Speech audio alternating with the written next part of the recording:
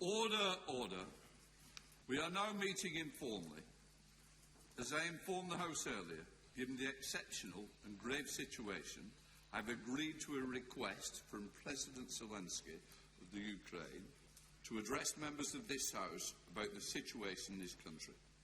That is why I have suspended the formal business of the House in order to hear the President's address. We have also been joined by the Ukraine Ambassador. President Zelensky, we have watched the situation unfold in your country with increasing concern, but also with increasing admiration for the courage, the fortitude displayed by you and your fellow Ukrainians. Mr. President, you are welcome to address members of the House of Commons and the Lords. You now have the floor. President.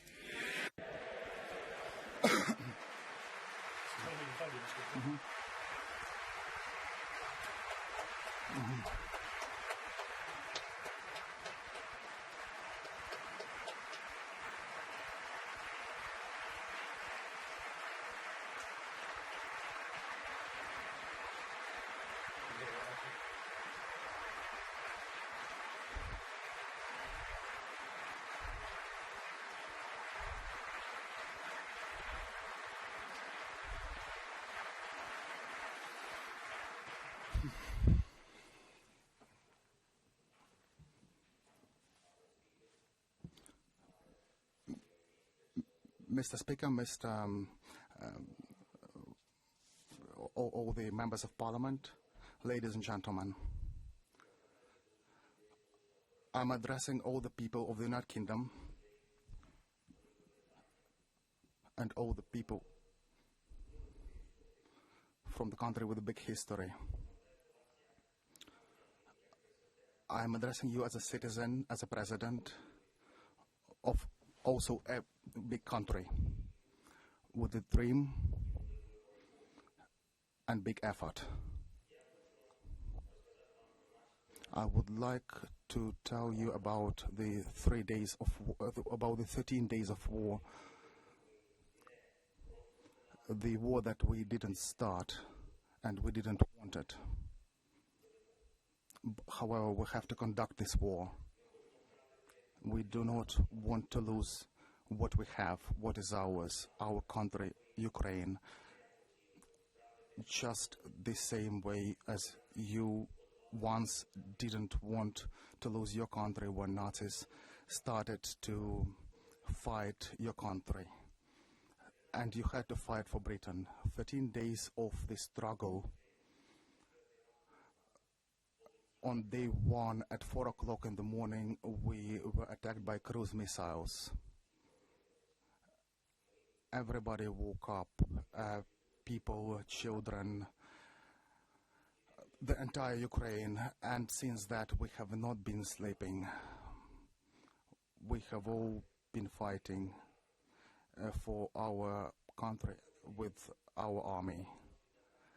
On day 2, we have been fighting airstrikes, and our heroic military servicemen on the island Zminy have been trying to fight when Russian forces demanded that we lay down the arms.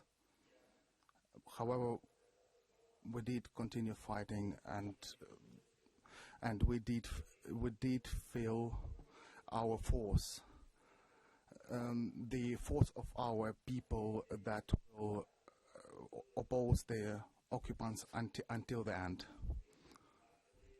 The next day, the artillery started fighting us. Our army showed us who we are, and we have been able to see who are people and who are beasts. Now, on day 4, we started getting people captive. We have not been torturing them. We remained humane even on day 4 of this terrible war. On day 5, the terror against us was going on against children, against cities, and constant shelling have been taking place around the country, including hospitals, and that didn't break us. And that gave us feeling of big truth. On day 6, the Russian rockets fell on Babin Yar, that is the place where the Nazis killed thousands of people during the Second World War. And 80 years after, the Russia hit at them for the second time, and even churches are getting destroyed by shelling. On day 8, we have seen Russian tanks hitting the atomic power station, and everybody got to understand that this is the terror against everyone. On day 9, there was a meeting of NATO countries without the result that we were looking for. Yes, we did feel that. We did feel that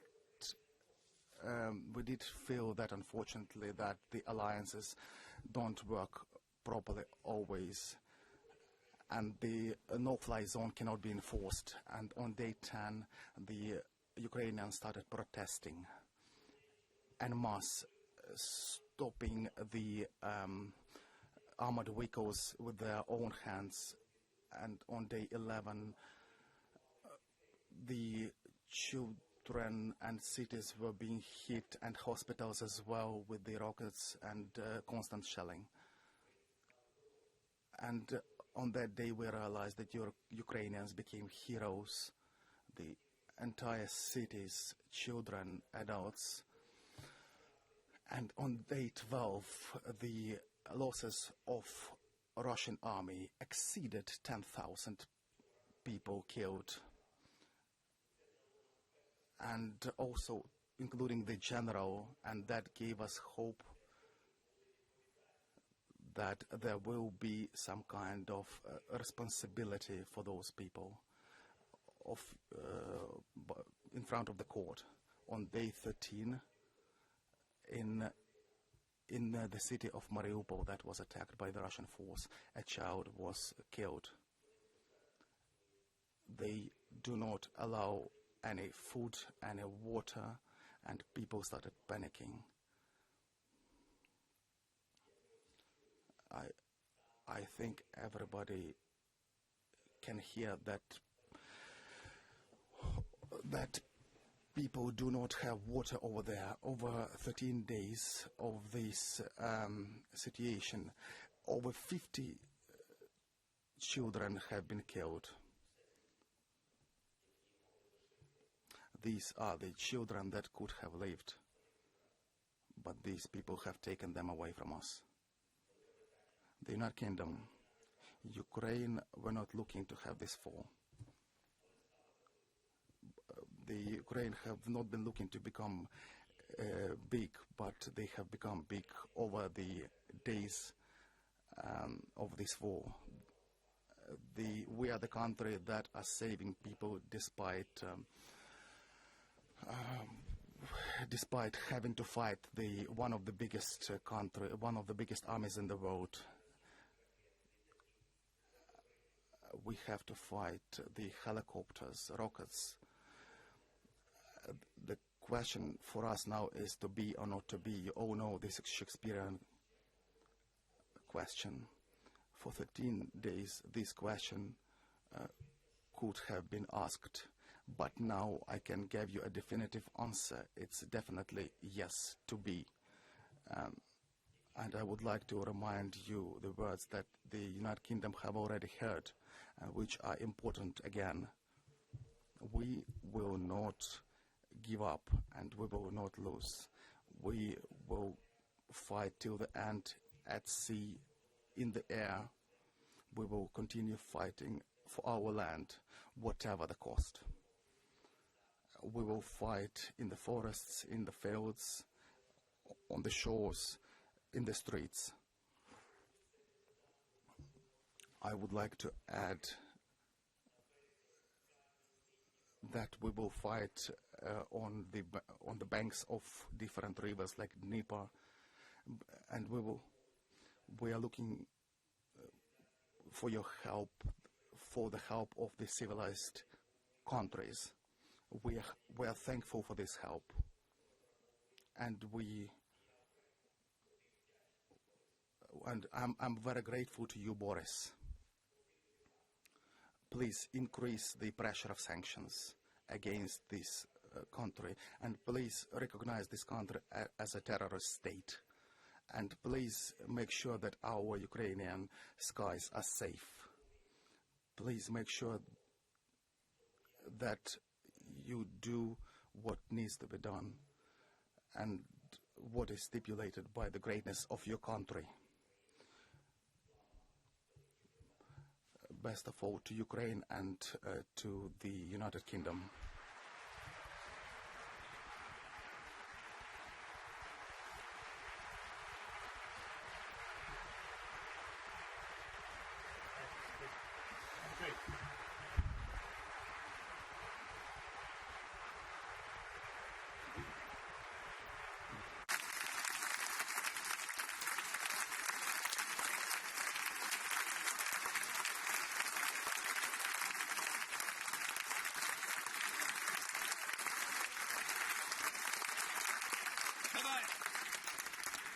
Thank you, Mr. President. On behalf of the House of Commons, I want to thank you for speaking to us and for giving us very clearly and powerful perspective of the tragic situation facing you and fellow Ukrainians. We have debated the situation in Ukraine numerous times in recent weeks, and I know that we will continue to do so, and that when we do so, your words will be resonating with us. I want to express the solidarity of the House of Commons with you, your compatriots, and we salute the courage of the people of Ukraine. Thank you, and our prayers are with you. Mr. Speaker. We will now resume with the formal sittings of the House. Order, order. I will take the points of order from the leaders of the main parties before we return to the opposition day. I call the Prime Minister. Thank you, Mr. Speaker. A point of order, with your permission, Mr. Speaker. May I say that never before in all our centuries of our parliamentary democracy has the House listened to such an address. In a great European capital, now within range of Russian guns, President Volodymyr Zelensky is standing firm for democracy and for freedom. In his righteous defence, I believe he has moved the hearts of everybody in this House. At this moment, ordinary Ukrainians are defending their homes and their families against a brutal assault. And they are, by their actions, inspiring millions by their courage and their devotion. And I think today, one of the proudest boasts in the free world is Ya Ukrainets. I am a Ukrainian. So this is a moment for us to put our political differences aside, Mr. Speaker, and I know I speak for the whole House when I say that Britain and our allies are determined to press on with supplying our Ukrainian friends with the weapons they need to defend their homeland as they deserve. To press on with tightening the economic vice around Vladimir Putin, and we will stop importing Russian oil. Mr. Speaker, my right honourable friend, the Business Secretary, will update the House on that tomorrow. And we will employ every method that we can, diplomatic, humanitarian and economic, Mr. Speaker, until Vladimir Putin has failed in this disastrous venture and Ukraine is free once more. Keir Starmer. On a point of order, Mr. Speaker, every one of us has been moved by the bravery, the resolve and the leadership of President Zelensky. Invading troops march through his streets, shells rain down on his people, and assassins seek his life. No one would have blamed him for fleeing, but instead he has stayed in Kyiv to lead the Ukrainian people and to fight. He's reminded us that our freedom and our democracy are invaluable. He's prompted the world into action where too often we've let Putin have his way. He's inspired the Ukrainian people to resist and frustrated the Russian war machine. He has shown his strength, and we must show him and the Ukrainian people our commitment and our support. Labour stands for the unity at home and abroad that will isolate the Putin regime.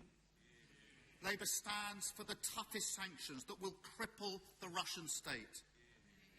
Labour stands for providing Ukraine with the arms it needs to fight off their invaders. Labour stands with President Zelensky, with Ukraine, with democracy. Slava Ukraini. Thank you, Mr. Leader of the SNP, Ian Blackford. Thank you, Mr. Speaker. With your forbearance, if I can make a point of order. President Zelensky, we salute you. We stand with the people of Ukraine on the basis of the act of aggression, on the act of war of Putin. We must do all that we can to send support to Ukraine, to send the weapons that they need to defend themselves, to make sure that we sanction the regime in Moscow, that we deliver the clearest message to President Putin, that this will end in failure for him, that he will face justice at the International Court. We must stand in this House, throughout these islands, throughout the Western world, in defence of democracy, in defence of sovereignty. Peace, justice, and the sovereignty of Ukraine must prevail. Let's make sure that we stand with our friends. We stand against those that have been bombed. We make sure that those that need our support, that need our sanctuary, will find a welcoming hand in these islands. Mr. President, we thank you. We salute you. Slavia, Ukraine. And David. Point of order, Mr. Speaker. Hearing the words of President Zelensky should embolden us all. They serve as a reminder of all that we stand for, of all which so many Ukrainians are so bravely fighting for. A bravery exemplified by President Zelensky himself. That we should never take for granted our values of democracy, of freedom, and of our security. And though we in this House may disagree on many things, we stand together for those values, and together we stand together with the Ukrainian people. Mr. Speaker, it is right that we strengthen our support for Ukraine with military aid, with toughest of sanctions. And it's in that support that we should also recognise the people of Ukraine, and indeed President Zelensky. I'm sure the whole House would agree that President Zelensky should be granted one of our nation's highest honours, an honorary knighthood. And I look forward to the day when we welcome back to this House President Zelensky in person. Sir Geoffrey Donaldson. Thank you, Mr. Speaker. On a point of order, we commend President Zelensky and the people of Ukraine, and we stand with them in this their time of strife. But our response will not be judged by the volume or strength of our applause for President Zelensky. It will be judged by the volume and strength of our response to his request for help, for practical military support, and for humanitarian assistance for the people of Ukraine. We pray for their success. We dare not let them down. Can I also like to thank the staff and the contractors for making this happen? And when you leave the chamber, can you please hand in your headsets on the way out? Where you got them from? I will now let the chamber clear. Thank you, everybody.